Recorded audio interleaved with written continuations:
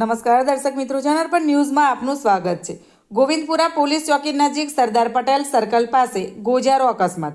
ટ્રકની અડફેટે બાઇક ચાલક યુવકનું કમકમાટી ભર્યું મોત।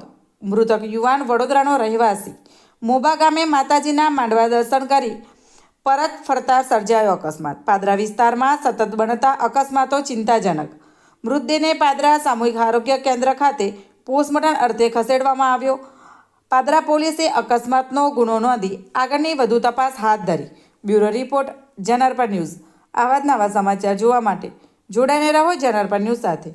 અમારી ચેનલને લાઇક કરો, શેર કરો, સબસ્ક્રાઇબ કરો। ધન્યવાદ।